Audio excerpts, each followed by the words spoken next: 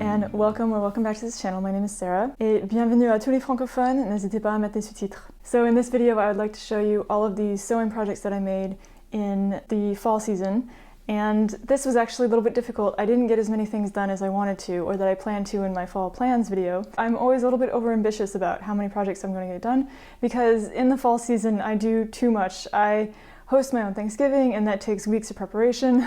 I do a lot more baking. There are birthday parties, there are gifts to plan for the end of the year, and I do actually enjoy baking a lot in December and getting ready for the end of the year holidays. And so that takes a lot of time. And I also started teaching again, so I teach a class at a university. It's about 16 sessions with master's students in the same master's that I did, and it's not year-long, it's just they're kind of spaced out randomly. But I started that in the beginning of December, and so planning those classes and meeting the students, it's not only a lot of time invested, but it's also when I get home, I am just exhausted. And I think that I don't plan for that sort of mental exhaustion enough, and so I didn't get as much done as I wanted to, but I think that's okay. I'm also working on a really big project for 2023, and I'm excited to share that with you soon. I will be sharing that with you soon, I promise. And it's a happy thing, but it's taking up so much of my time. Anyway, so without further ado, I'd like to show you the makes that I finished. So the first project that I wanted to talk to you about today is actually something that I made for a friend who had a baby in the beginning of October. And I was working on this at the end of September, beginning of October, and I didn't end up getting it to her while she was in the hospital, but after, which is a little bit of a shame, but that's okay. It was a little bit hard. There were sicknesses and things like that, and so we couldn't see them right away. So I made the Helen's Closet robe. This pattern is no longer for sale, but there is a similarly shaped pattern with Closet Core Patterns. They have the Veronique robe, which looks quite similar, not exactly the same, a little bit longer, but about the same shape if you're interested in making a similar robe. I finished this end of September. I made it in a viscose, and I checked and it doesn't wrinkle too easily, so I figured it would be easy for a new mom to take care of or pull out of her closet and put on whenever she wanted to. I like making robes for my friends when they have babies. This is the second one that I've made, actually, and I figure I like to offer something to the mom as well as the baby just because her body's going through so many changes and she's probably a little bit overwhelmed, what with the hormones and things like that, and so I want to give something that's a little bit luxurious, something that she can just throw on. I think it's a practical gift and it's easier to size because you can have just a general idea of the person's size, and you can always ask around with their partners, for example. I think she likes it. I haven't seen her yet, but I think that she likes it. And then for the baby, I made a little doudou, or in English, lovey. And this is a pattern tutorial that I found on CLA Little Things Instagram page. She is French and she put it in her stories, and it's in French, the pattern and her instructions, so it's not very accessible for English speakers, but I think that she draws out the pattern and indicates the measurements, and if you can catch the numbers, because numbers are the same in English and French, maybe you could figure it out, but I think it'd be a little bit tough, so sorry about that. But yeah, this little lovey came out really well. It's in the shape of a bunny with bunny ears, and I used some leftover fabric that I had, this double gauze from my Protea top that I made at the end of the summer by Megan Nielsen, and I had just enough to be able to make it. I had to reduce the pattern a little bit because I didn't have a big enough square in my scraps, but in the end I made it and it was fun to make, and I just used extra little pieces of the same fabric and I just cut it up into little pieces of dust, almost like if you keep cutting it and cutting it, it turns into dust. Almost. And I used that to stuff the head, and then I had some extra embroidery thread left over from an old cross-stitching project that I made for a friend when she got married. It was a lot of fun to put together, and it didn't take me very much time, so I think that that will be something that I'll save for future babies. And they did confirm that it was one of their favorite gifts that they received for the baby, so I was happy about that. The next project that I'd like to share with you today is actually something that you've probably already seen and you may be sick of because I made an entire video about it back in October or September when I was making it, and it is this Soha 7 Sewi dress in this viscose poplin that I bought at Blackbird Fabrics many years ago, and I really love this dress. I made a first version in the summertime for another wedding in a blue linen, and I wanted to try making it in a viscose poplin as well to see how it would hang, and I think that it turned out really, really well. I interfaced the front and the back bodice to create a little bit more stiffness, not a whole lot, but a tiny bit more hold, just because I was worried that in this lighter fabric it would bag a little bit too much. And I love the pockets, I love the midi length and the ruffles at the bottom of the hem. This dress is a huge success for me. I was really happy with it. I even really enjoyed putting it back on just for filming this video, just because in the past month or so I've been only focusing on dressing for warmth and not wearing anything swishy and pretty. I much prefer summer clothes, so this is fun to put back on. This was a huge success for the party. I was able to have a good time. I wasn't too cold. I really love this dress.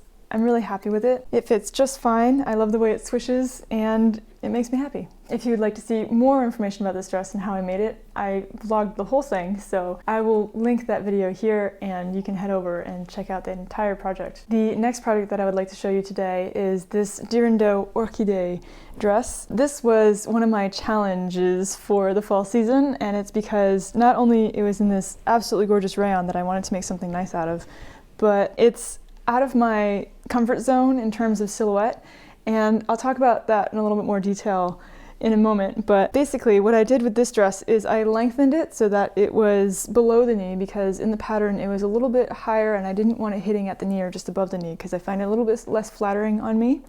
And I only lined the bodice instead of the bodice and the skirt, and so on the inside I ended up fiddling with it a little bit, because at the waistband I could fold it under and sew it down the edge of the bodice lining, but then it was a little bit fiddly along the edge with these buttons. These buttons were actually really difficult to find and I ended up finding it in Frankfurt when I was in Germany for work.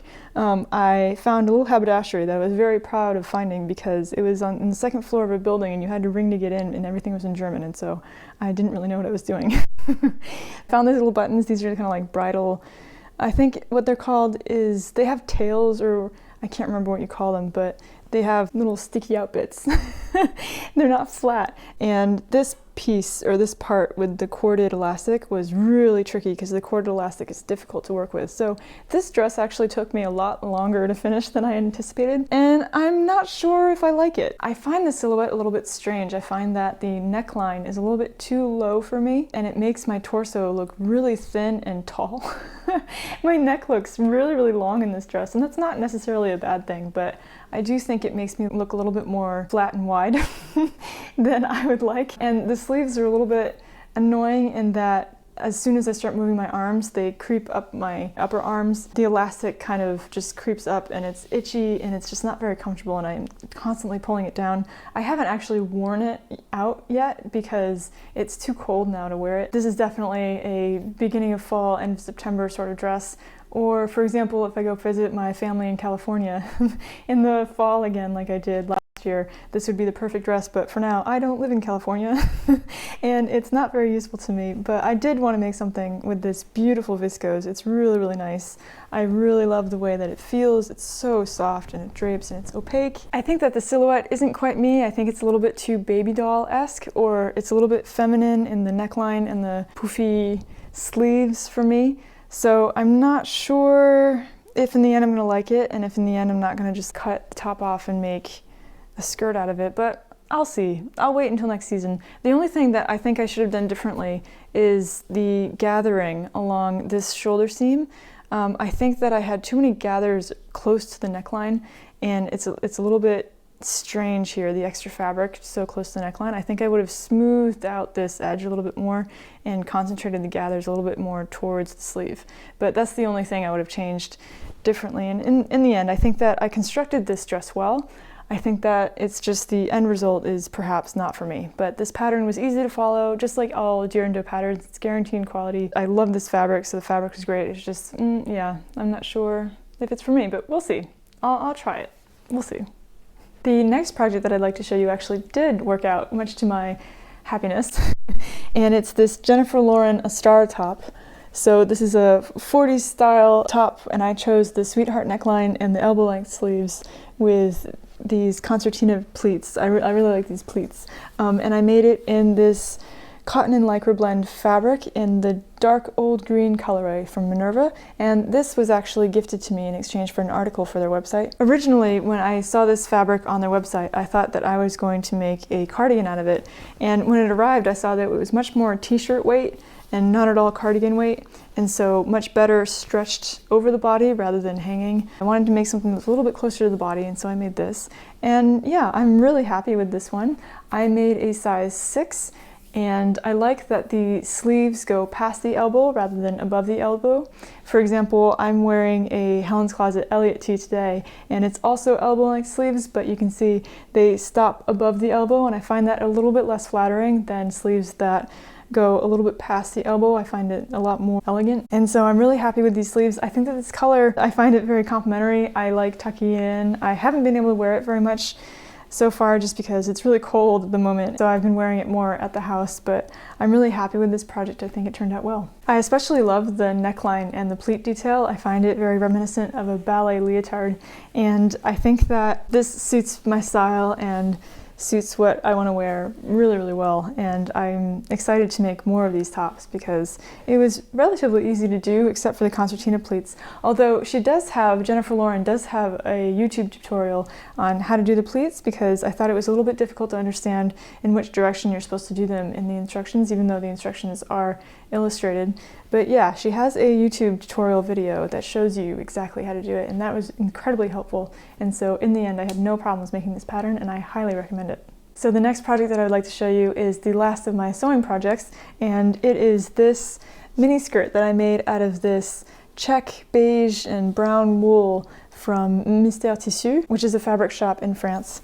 And I made this from the Sew Over It Ultimate Pencil Skirt pattern, which over the years I have customized so much that it looks almost unrecognizable to the pattern, just because I manually graded it down for my waist, because their pattern, or this pattern, starts at a size 8, which corresponds to my hip, but not to my waist. My waist is a bit smaller, and so I graded it down manually to a size 6, it would be, and I shortened it. Usually this pattern is supposed to go past the knees, but I shortened it to above the knees, and I was a little bit worried that I shortened it too much and then it was too short.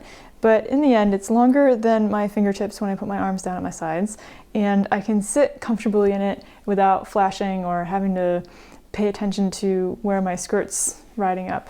So I think that it's just fine with tights, and then I can wear it. It's just not something that I'm used to wearing, or it's not a skirt length that I'm used to wearing, so it's just going to take a little bit of time.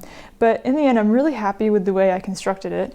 So you can see at the side seams here, I matched up the checks, and so they're almost exactly matching up to the hip where the curve sort of puts it off. I tried drafting a lining for this skirt because I know that this is going to stick to my tights. Let me turn it inside out for you. This sort of wool skirt will definitely stick to my tights if I don't put a lining in it, but I ended up accidentally cutting the lining too short, and then it was uneven and it was just like weird and ridiculous, so I ripped it out, and I just ended up finishing the inside seams with a mock overlock stitch with my machine, and then the edge of the facing and the hem with some handmade bias binding out of some purpley viscose that I had left over from another project a long time ago. I ended up not having, I was convinced that I had a dark brown invisible zipper, but I didn't, and so I ended up putting in a dark purple invisible zipper, but because it's invisible and you only see the zipper head, or this little tab here sticking out, I figured that the dark purple was close enough to the beige check that nobody would notice, and I don't think they do. I'm really, really happy with this. I think that this wool is really lovely to work with, and I was actually really scared that I had cut it too short, and so I did the tiniest of hems just by sewing this bias tape to the edge and then folding it over maybe 1/4 of an inch and then sewing it back down, or top stitching the bias binding down. And I think that it's an okay length. It's just going to take me a little while to get used to, but I'm really happy with the way this turned out. I really love this wool and the colors, and I think this turned out well. Last winter I started knitting, and so I wanted to show you one of my knitting projects that I finished today, because I find that especially in the wintertime when it's cold and I don't want to make a coat or a blazer or something like a really big expensive project, I find knitting to be calming, because I do like to just relax and watch TV or watch YouTube or a series, and I can knit at the same time, even though sometimes I make mistakes because my attention is divided. But I actually got a little bit into ASMR last year. I realized that it does help in relaxing me at the end of the day when I'm about to go to sleep. And I like listening to ASMR artists on YouTube, for example, and knitting right before bedtime. And I find that it really relaxes me. And I don't know if it works the same for you, but it does that way for me. And so this is actually something that has become more of a nighttime ritual for me, but also whenever I need to take a break and relax, or when I'm in the car or not driving or on the train or on the bus. It's just so much more portable than sewing, and so I've gotten into knitting. But anyway, this is the Petite Knit anchor tee that I made and that I started in August during summer vacation, and I just finished it about 2 weeks ago, which tells you a lot about how fast I knit. It is this rib knit neckline, and then just, I don't even know, knit. I don't even know the vocabulary. Down to the bottom of the hem, and it's knit on circular needles, and I knit it in this cotton, linen, and viscose blend because my skin is very sensitive to wool, and also this is more of a summer top anyway, and it was a real pleasure to knit with. It's not very warm now, so I'm not wearing it yet, and I'm also worried about getting it dirty because it is in this like cream colored wool that I got from Sandnes Garn, and it's called Line, I think. I'm really proud of this, and I really like knitting. It's something that calms me and that I like doing. It's repetitive and it's meditative almost, and I really like it. So yeah, that is my second sweater knit. The first one I have not shown you yet because it's not very good. And yeah, I really like it. So those are the projects that I finished this fall season, and I didn't make as many things as I thought I would be able to. I have started to move on to other projects now and more winter projects, and so I will be telling you all about my winter plans soon. And yeah, I'm trying to take things a little bit slowly now with the holiday season and getting back into teaching. And like I said, I'm working on a really big project for 2023, and so I might not be sewing as much as I usually do, but I think that's okay, and I think I still have lots of things to show you and lots of projects to work on anyway. Right now I'm working on 2 projects. So for sewing, I am working on this top. It is a seam work top, and I forget the pattern name, but I will tell you in my next video probably when I present it when it's done. I made this back in like 2018 in this like sparkly viscose fabric from Pretty Mercery, and it turned out way too large. Like the side seams came out to here, and it ended up not looking very good on me, and just I wanted to tuck it into tops and there was just way too much excess fabric. So what I'm doing right now is I'm modifying the side seams.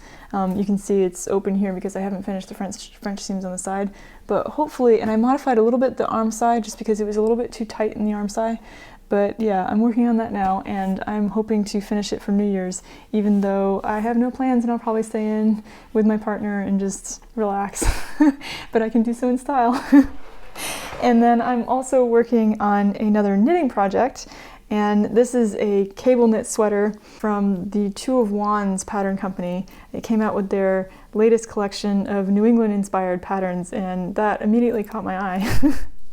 And it's this faux cable knit, and I'm having a lot of fun working on it just because I've never done cable knits before, or faux cable knits, and it's a lot of fun. I'm very squishy. I'm excited to wear this eventually, probably in the next 3 or 4 months when I get finished with it, because I knit very slowly. I have to pick back or frog, I guess that's what you say in knitting.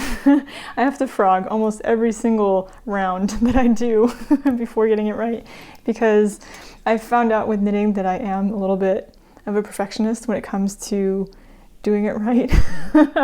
And I think it's maybe emphasizing a part of my perfectionism that's not quite healthy.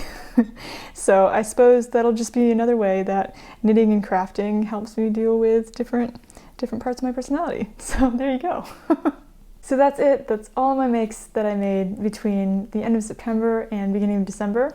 And I'm really happy that I found time to record this today. It was not easy. I have been so busy baking and preparing and buying gifts and wrapping gifts and running here and there for my big project in 2023, which I will share with you soon. And yeah, now I can relax, and I think this is the last video that I'll be able to record and get out before the holidays are upon us. And so I wish you a very happy holiday season. I hope that you are surrounded by loved ones and that you have some time to relax, and I will see you in the new year. Take care. Bye-bye.